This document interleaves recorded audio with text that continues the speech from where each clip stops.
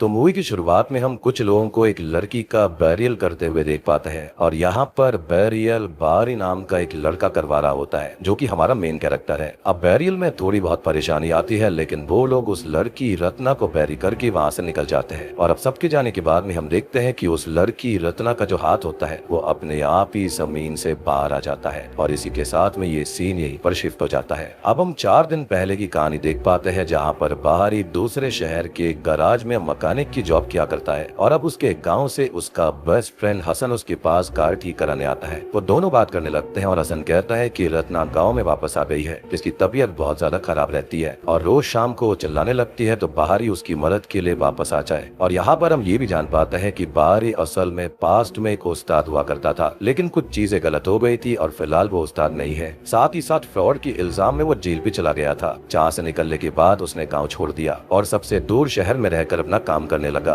वो हसन से कहता है कि वो रत्ना और उस गांव से अपना संबंध पूरी तरह तोड़ चुका है और वो वापस नहीं आएगा और उससे भी ज्यादा केपेबल लोग हैं जो कि रत्ना की मदद कर सकते हैं। अब हसन उदास होकर वापस जाने लगता है और आखिरी टाइम उससे वापस गांव आने का कहकर वहां से निकल जाता है। अब बाहरी यहाँ पर थोड़ा सा परेशान रहने लगा था और अब रात को सोने के बाद हम उसके पास किसी डेड बॉडी के गोश्त को देख पाते हैं और तभी उसकी नींद खुलती है तो उसे बाहर से आवाज आ रही थी, जहाँ पर जब वो चेक करने जाता है तो उसको रत्ना दिखाई देती है जो कि किसी चेन से बंधी हुई थी और कोई उसको कहीं पर खींच लेता है। बाहरी अब काफी परेशान हो जाता है और रत्ना की मदद करने का फैसला कर वापस गांव के लिए निकल जाता है। रास्ते में एक कार का एक्सीडेंट भी हो रखा था लेकिन फिलहाल वो उस्ताद नहीं था और काफी वक्त से वो भटका हुआ था, तो यहाँ पर वो दुआ और इबादत नहीं करता। खैर तभी हम गाँव के अंदर रत्ना के घर को देख पाते हैं जहाँ पर उसकी माँ उसकी देखभाल कर रही होती है और रत्ना की बॉडी सड़ने लगी थी, उसकी बॉडी से कीड़े निकलने लगे थे और वो बहुत ही ज्यादा बुरी हालत में थी, जिससे उसकी माँ बहुत दुखी रहा करती, उसका पूरा ख्याल रखने की कोशिश भी करती। खैर तभी उसके घर पर एसेफ नाम का एक लड़का आता है और उसको काफी बुरा भला सुनाने लगता है, उसकी इंसल्ट करता है। वो कहता है कि उसकी बेटी और वो इस गांव पर एक बोझ है और वो अपनी बेटी को खत्म कर दे, जिस पर वो कहती है कि वो खुद बाप बनने वाला है तो वो दूसरे को उसका बच्चा मारने की सलाह कैसे दे सकता है। और अब वो आगे कहता है कि उसके पति ने सबसे कर्ज लिया था, वो चुका नहीं पाया और खुद की जान दे दी और वो भी अपनी बेटी को लेकर मर जाए। और अभी रत्ना की माँ की हालत काफी खराब होती है तो वो चुपचाप ही बातें सुन लेती है और सहन कर लेती है। तभी हम बाहरी को देख पाते हैं जो कि गांव वापस आ चुका था और हसन के घर पर रुककर उसे कुछ बात करने लगता है। अब यहाँ पर एक आदमी उसको देखता है और काफी अजीब तरह से डोर को बंद कर लेता है, जिस पर हसन कहता है कि गांव के लोग अजीब हो गए हैं। तेरा वो अबा नाम की एक व्यक्ति से मिलने जाता है जो कि उसके फादर जैसे होते हैं और पहले वो खुद भी उस्ताद हुआ करते थे लेकिन फिलहाल उनकी उम्र हो चुकी थी और वो बीमार रहने लगे थे तो फिलहाल वो घर पर ही रहते हैं। घर बाहर ही उनसे मिलता है और वो लोग थोड़ी बहुत बात करते हैं। वो कहते हैं कि वो रत्ना के लिए आया है और अगर वो ठीक होते तो वो खुद ही रत्ना और गाँव वालों की मदद कर देते, लेकिन फिलहाल वो ठीक नहीं है और बाहर यहाँ पर सब कुछ ठीक कर सकता है। अब वो अपने रूम में जाता है आराम करने के लिए और तभी हम उसका एक फ्लैशबैक देख पाते हैं जहाँ पर वो काफी पहले उस्ताद हुआ करता था और बच्चों को पढ़ाता भी था। वो एक दिन कहीं पर बैठा हुआ था और रत्ना उसके पास में आती है जो कि उसकी किताब वापस करने आई थी और यहाँ पर वो दोनों एक दूसरे को पसंद किया करते थे। अब एसेफ भी उनका परिचित था जो कि रत्ना को छेड़ता था और उल्टी सीधी बातें बोलता रहता था लेकिन बाहरी उसको समझाता है कि ये गलत है तो वो उल्टा बाहरी को ही गलत बोलने लगता है। खैर तभी कहानी प्रेजेंट टाइम में आती है और बाहरी अबा के साथ ही बैठा हुआ था और वो बोलता है कि किसी ने उसके बारे में झूठ फैलाया था जिससे कि उसकी जिंदगी खराब हो गई। उसके पेरेंट्स नहीं रहे, उसकी माँ बीमार पड़ गई थी जिन्होंने दुख में दम तोड़ दिया और वो उनके बैरियल तक पर भी नहीं आ पाया था क्योंकि वो जेल में था। और अब उसकी परेशानी को देखते हुए अबा ये कहते हैं कि वो दुखी ना रहे, अल्लाह जो करते हैं वो अच्छे के लिए करते हैं, उसकी लाइफ में चीजें ठीक हो जाएंगी और उसने ना जाने कितने ही वक्त से दुआ और इबादत नहीं करी है तो उसे वो करना चाहिए जिससे कि सब अपने आप ही ठीक हो जाएगा। और लाइफ और डेथ को हम नहीं बदल सकते लेकिन हम इबादत कर सकते हैं और वो यहाँ जिस काम के लिए आया है वो करे।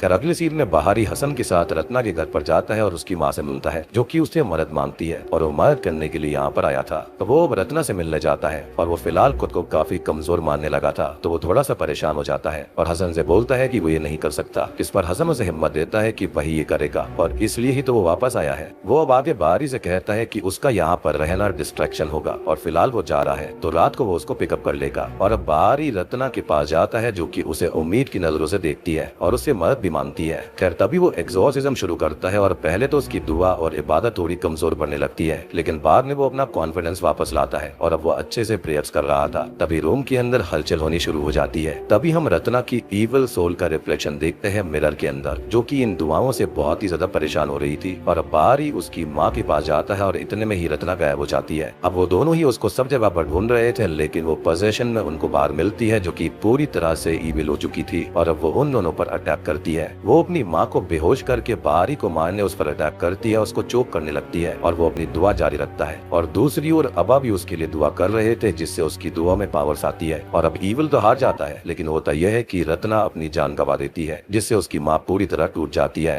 अब अगले दिन बाहरी रत्ना की मदर और बाकी कुछ लोग यहाँ पर रत्ना की बैरियल के लिए जा रहे होते हैं, लेकिन तभी गाँव के कुछ लोग यानी कि एसेफ, बुरहान और ददन उनको रोकते हैं। और बुरहान रत्ना के बारे में गलत गलत बातें बोलता है कि वो गंदे काम करके पैसे कमाया करती थी और उसे गाँव की सिमेट्री में बैरियल नहीं मिलना चाहिए। लेकिन बाहरी उनसे कहता है कि रत्ना को पूरी रिस्पेक्ट के साथ वो लोग यहीं पर बैरी करेंगे और वो गलत नहीं है, बल्कि गंदी बातें बोलने वाले लोग गलत हैं और यही वो लोग हैं जो कि गाँव को गंदा कर रहे हैं। अब रत्ना का अच्छे से बैरियल हो जाता है और उसकी माँ घर आ जाती है, जो कि काफी दुखी थी और उसकी सोल की शांति के लिए दुआ कर रही होती है। लेकिन तभी हम रत्ना का हाथ ग्रेव से बाहर आता हुआ देख पाते हैं और घर पर जो उनकी तस्वीर होती है वो नीचे गिर जाती है और यही सीन हमने मूवी की शुरुआत में देखा था। खैर तभी हम ईसेफ और उसकी वाइफ को देख पाते हैं जो कि प्रेग्नेंट होती है और ईसेफ अब कुछ काम से बाहर जाता है कि तभी उसकी वाइफ जो होती है उसके ऊपर रत्ना का भूत अटैक कर देता है और उसका मिसकैरेज हो जाता है और वो फिलहाल ठीक नहीं होती। ईसेफ काफी दुखी था, जिसके पास ददन आता है और वो कहता है कि ये सब बाहरी की वजह से ही हुआ है। इस पर ईसेफ भी यकीन कर लेता है कि उसने ही रत्ना को गाँव की सिमेट्री में बैरी किया था और सब कुछ गलत उसकी वजह से हुआ।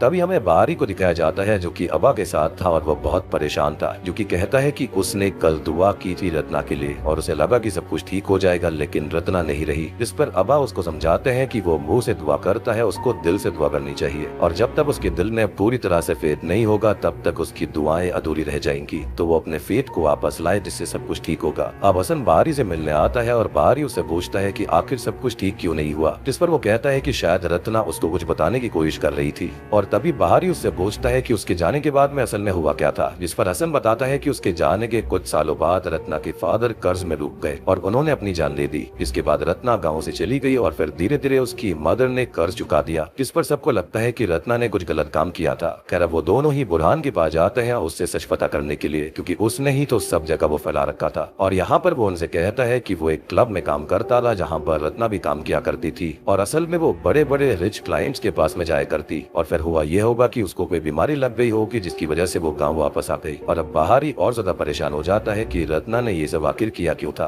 खैर वो और पता लगाने के लिए चला जाता है। अब रात को बुरहान अपने घर पर था, जिसे रत्ना की आवाज सुनाई देती है और वो बाहर जाकर देखता है तो उसका भूत उसको हॉन्ट करता है, जिससे डरकर वो घर के अंदर आ जाता है। लेकिन यहाँ पर भी वो भूत उसके पास आती है और जब उसकी वाइफ रूम में जाती है तो बुरहान वहाँ पर लटका हुआ मिलता है, जो कि अब खत्म हो गया था। साथ ही साथ रत्ना का भूत ददम को भी हॉन्ट करता है। खैर तभी हम बाहरी को देख पाते हैं जो कि अबा के साथ था, जो कि उसके मन की शंका को दूर करते हैं और कहते हैं कि वो परेशान ना रहे और रत्ना इस दुनिया से गई है, लेकिन वो अभी भी यहीं पर जुड़ी हुई है, इसलिए वो परेशान है और सबके मरने के बाद में उन्हें दुनिया छोड़नी ही पड़ती है। तभी हम देखते हैं कि अबा उसको और बातें समझाते हैं, जिसके बाद में रत्ना की माँ को दिखाया जाता है जहाँ पर वो अपनी बेटी के ग्रेव के पास में थी और उनकी बेटी रत्ना की बॉडी ग्रेव से आधी बाहर आ रखी थी और वो परेशान होकर उसके लिए दुआ मांगती है और उसके गुनाहों की माफी मांगती है कि अगर कुछ गलत है भी तो उसको माफ करके हेवन में जाने दिया जाए और वो उसकी बॉडी को ढक देती है। अब गाँव के अंदर बुरहान के मरने की खबर फैल जाती है और दूसरी ओर एक एक करके बहुत से लोग पजेस होने लगे थे, जिनको बाहरी ठीक करता है, लेकिन वो बहुत ही ज्यादा स्ट्रॉन्ग पोजीशन में थे, लेकिन बाहरी अब सही से दुआ करके उनको ठीक कर देता है।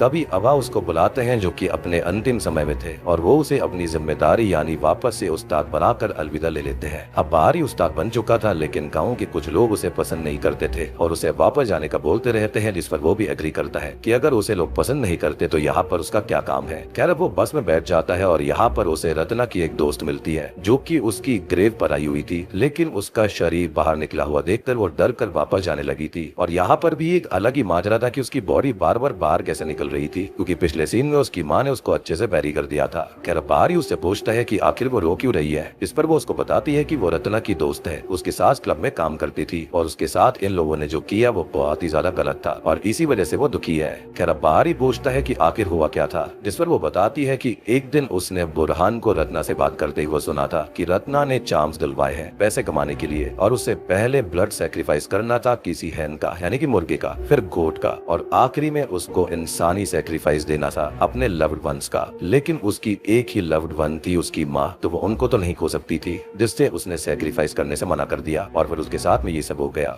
यानी कि यहाँ पर सारा का सारा चक्कर डेविल वर्शिपिंग और ब्लैक मैजिक का था। अब बारी पूरी कहानी समझ जाता है और वो बस से उतर जाता है, जिसको एसेप और उसका दोस्त पीटने लगता है, वापस बताने लगता है। लेकिन वो उनको ओवर पावर करके एसेप से पूछता है कि रत्ना पर चार्म्स डाले किसने थे और तभी वो शॉकिंगली बताता है कि चार्म्स असल में ददन ने डाले थे। अब बाहरी हसन के साथ ददन के घर पर जाता है और यहाँ पर हसन बाहर उठता है और बाहरी अंदर चेक करने जाता है तो उसे पूरा ब्लैक मैजिक सेटन वर्शिपिंग का सेटअप मिल जाता है और अब ददन वहाँ पर आ जाता है और उसको बेहोश कर देता है। लेकिन यहाँ पर सोचने वाली बात एक और थी कि बाहर हसन नजर रख रहा था, तो उसने ददन को आते हुए देखा कैसे नहीं और देखा तो रोका क्यों नहीं, तो इसके पीछे भी एक बहुत ही गहरा राज छुपा हुआ है। खैर ददन यहाँ पर बाहरी को खत्म करने ही वाला होता है और वो अब अपना पूरा सच बता देता है कि असल में वो डेविल के लिए काम करता है, उसको वर्शिप करता है और उसने ही रत्ना को वो चांस दिए थे ताकि डेविल पावरफुल हो जाए और लोग डेविल को ही पूछने लगे। लेकिन रत्ना ने अपनी मदर का सेक्रीफाइस करने से मना कर दिया और डेविल के साथ में डील तोड़ी नहीं जा सकती, तो उसको अपनी जान कमानी पड़ी।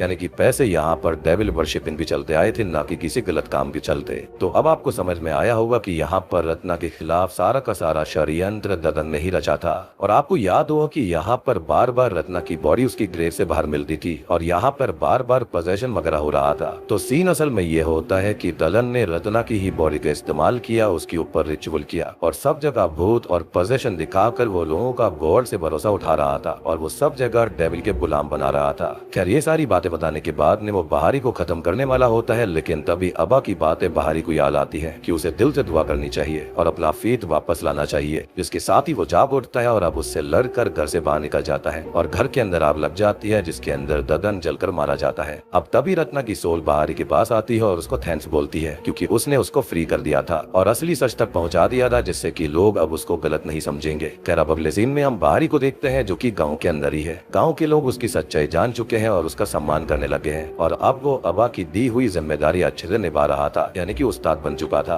खैर तभी कुछ पुलिस ऑफिसर उसके पास में आते हैं जो कि हसन का एड्रेस पूछ रहे थे और बताते हैं कि कुछ दिन पहले ही हसन का एक्सीडेंट हुआ था। जी हाँ, इसके अंदर उसकी जान चली गई और तभी ये सुनकर बाहरी शॉक्ड हो जाता है और अब वो और हम समझ पाते हैं कि असल में उस रात जब वो कार का एक्सीडेंट हुआ था तो उसके अंदर हसन ही था और यहाँ पर वो रत्ना की हेल्प करना चाहता था, सब कुछ ठीक करना चाहता था, इसलिए उसकी स्पिरिट अभी तक यहाँ पर रही और वो अब फाइनली आफ्टर लाइफ में जा सकता था और बाहरी भी उसका शुक्रिया अदा करता है। तो अब आपको समझ में आया होगा कि हसन किसी और को क्यों नहीं दिखता था और क्यों बार बार वो गायब हो जाया करता। उसने ददन को भी आते हुए देखा था, लेकिन एक स्पिरिट डेविल के सामने ऐसे नहीं जा सकती, यानी कि ऑब्वियस सी बात है वो कमजोर होती है, इसलिए ही वो उसके घर के अंदर नहीं जा पा रहा था। खैर बाहरी खुद से ही बात करता है कि गॉड की गाइडेंस पाने में बहुत मुश्किलें आती हैं, उसके अंदर सैक्रिफाइसेस भी देने होते हैं और उसने अपने सभी लव्ड वंस को खो दिया, जिसके अंदर उसकी माँ, अबा, रत्ना और हसन शामिल थे। और